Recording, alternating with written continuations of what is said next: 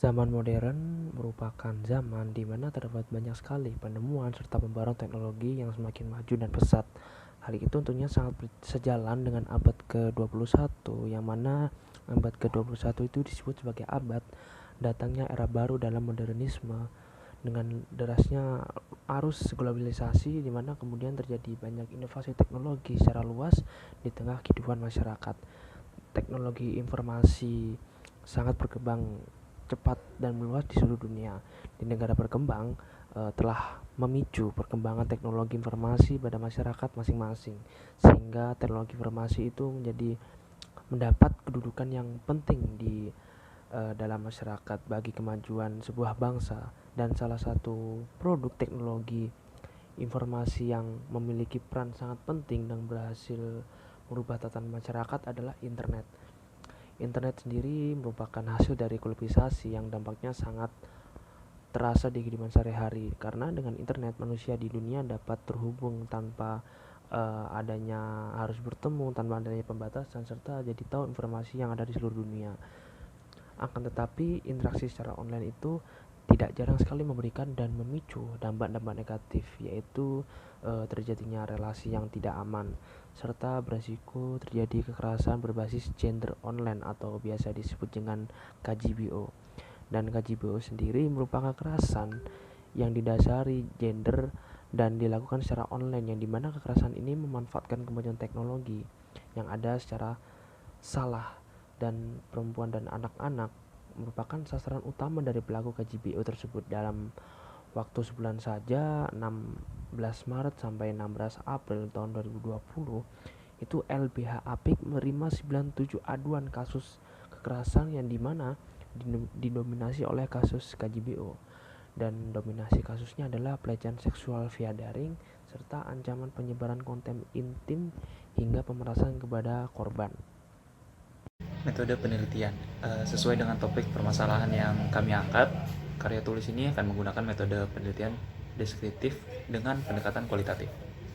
Penelitian kualitatif sendiri merupakan penelitian yang digunakan untuk menyelidiki, menemukan, menggambarkan, serta menjelaskan kualitas atau keistimewaan dari pengaruh sosial yang tidak dapat dijelaskan, diukur, atau digambarkan melalui pendekatan kuantitatif.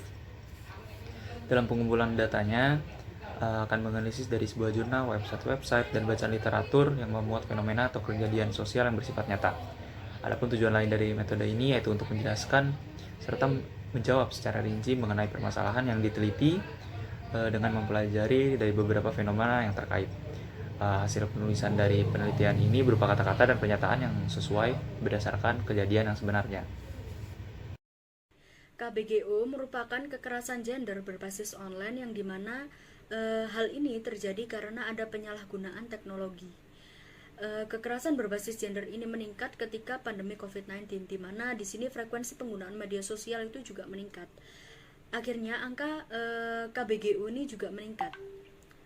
Kemudian ada beberapa faktor yang menyebabkan timbulnya KBGO ini. Yang pertama mengenai minimnya literasi yang dimiliki oleh masyarakat.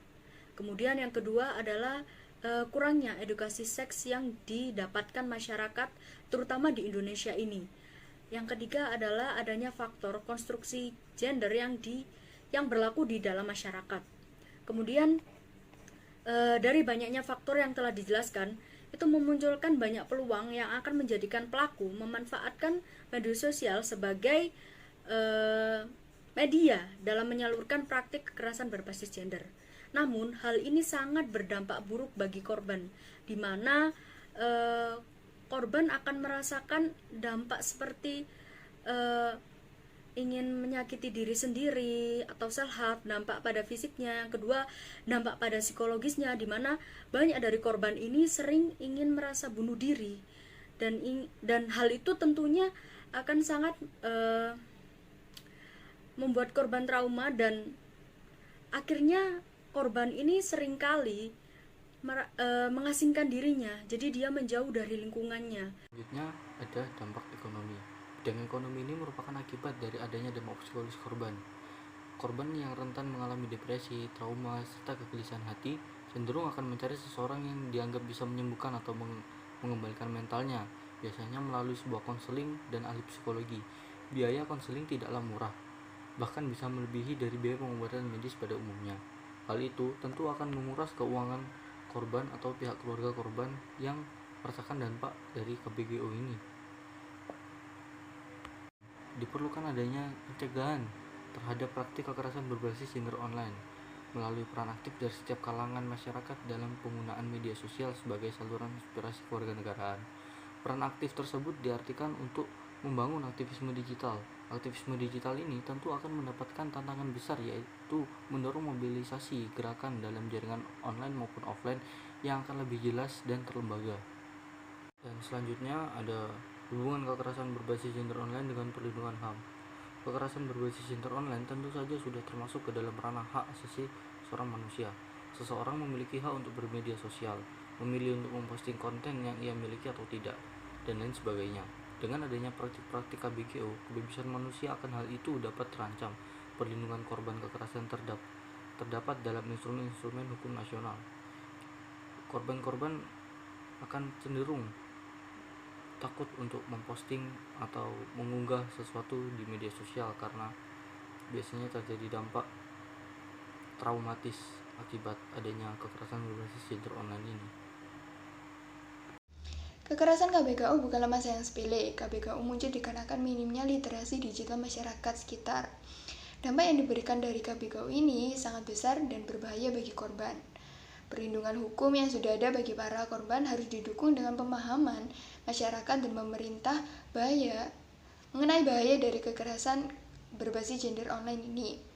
Akan tapi, perlu diingat bahwa instrumen hukum nasional terkait perlindungan korban kekerasan seksual melalui media sosial belum terdapat payung hukum yang jelas. Jadi, diharapkan pemerintah bisa membuat kejelasan hukum akan hal ini agar perlindungan korban kekerasan seksual menjadi maksimal.